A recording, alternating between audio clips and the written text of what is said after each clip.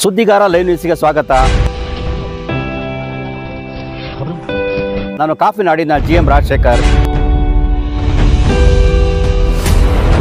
ಕಾಫಿನಾಡು ಚಿಕ್ಕಮಗಳೂರಿಗೆ ಸ್ವಾಗತ.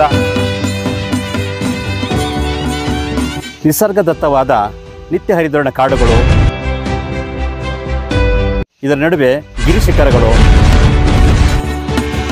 ಚಿಕ್ಕಮಗಳೂರು ಕರ್ನಾಟಕದಲ್ಲಿ ಒಂದು ವಿಶಿಷ್ಟ ಸ್ಥಾನಮಾನ ಪಡೆದುಕೊಂಡಿದೆ. ಜನರ ಸಜ್ಜನಿಕೆ,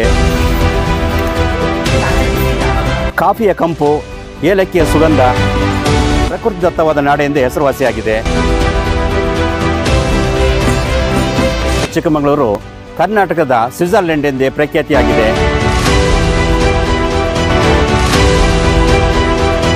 ಬನ್ನಿ, ಪ್ರವಾಸಿ ಕೇಂದ್ರವನ್ನು ಒಂದೊಂದಾರಿ ಗೆಳೆಯಾಗಿ ತೋರಿಸೋ ಪ್ರಯತ್ನ ನಾನು ಸುದ್ದಿಗಾರ ಲೈವ್ ನ್ಯೂಸ್ ಮಾಡುತ್ತಿದೆ. ಇಲ್ಲಿನ ಪ್ರವಾಸಿಗರಿಗೆ ಹಿತವಾದ ವಾತಾವರಣ ಕೂಡ, ಜನರ ಸಜ್ಜನಿಕೆ ಎಲ್ಲವೂ ಕೂಡ ಪ್ರವಾಸಿಗರನ್ನು ಆಕರ್ಷಿಸುವ ಕೇಂದ್ರವಾಗಿದೆ.